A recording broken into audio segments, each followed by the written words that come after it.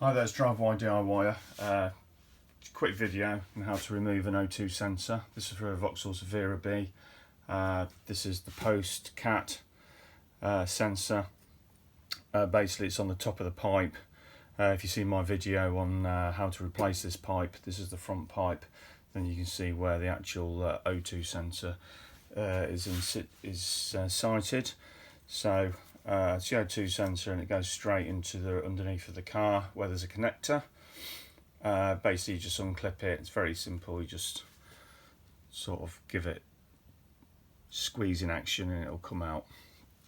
So that's quite simple, but obviously when you're dealing with an old exhaust, it's going to be nicely rusted up. So there's different ways of getting it out. I want to save this because it's actually a good sensor. Some kits you can get, which can show you. I mean, this is a non-named one. This is one I got off eBay. Comes with very different connectors, preferably ones that have got a slice in it, so you can actually go around the wire. Fits in just nicely. Didn't cost me a lot, 20-30 quid. Obviously, if you're going to go for a named one, better brands, you're going to pay more money. So get one of those.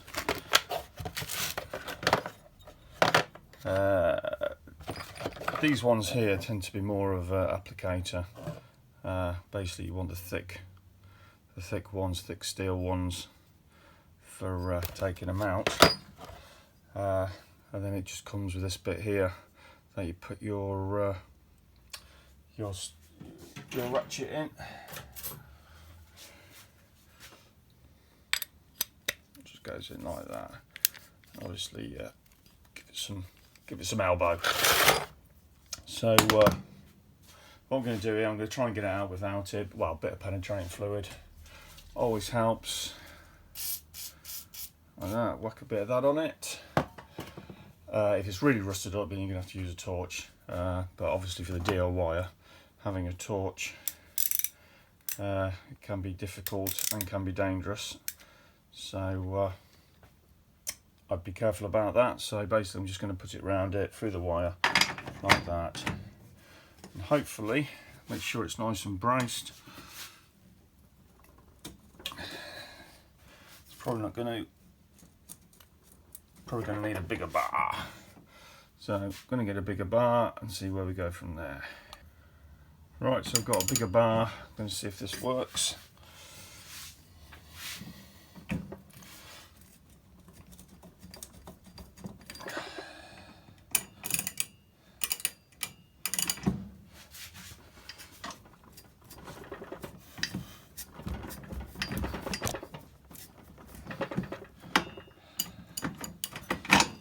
I think it's probably going to need a bit of heat.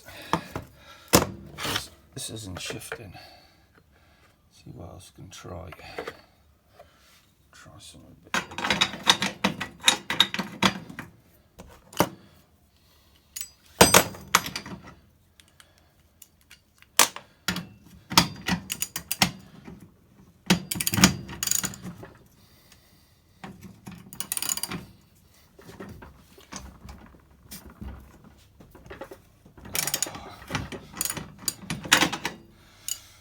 Right,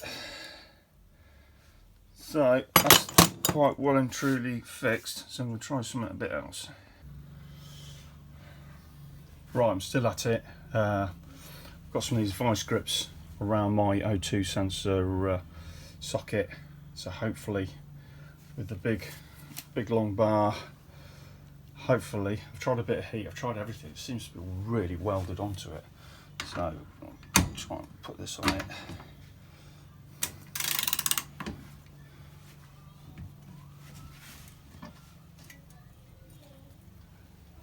Oh, there you go.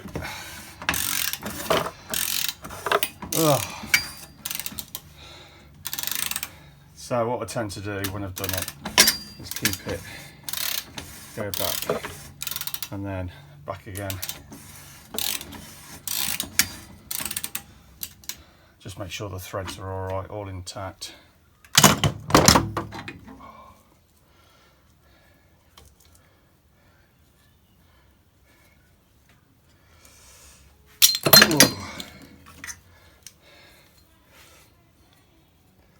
This bit here, when you use it, it's going to splay apart.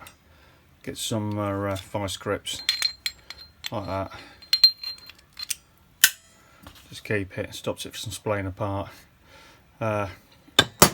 Definitely worth doing that. I did try a bit of heat, didn't work, but this was pretty much welded on. Managed to get it off in one piece, so I managed to save this. I mean, this works all right, so definitely going to put this in my supplies, and hopefully, I mean, one of these, it's a genuine part from what I understand as well. And these are about 70 or 80 quid brand new, might even be more, so definitely going to keep hold of this. But yeah, it took a bit of a battle, that has. Get yourself a decent long bar. Done a video on this, perhaps put a link in the description. Seen it in action, does the job. Sealy, definitely worth getting one of those. Yeah, get some vice grips, definitely do the job. But yeah, that's how you take out a seized O2 sensor. So it's pretty well rusted up. It's pretty well rusted up inside as well. So, but yeah, we've managed to. That's why you should use anti-seize on it. But we've managed to save it anyway, so job's a good one. Thanks for watching. Give us a subscribe, ring that bell, give us a like as well if this helps you out. Thanks very much.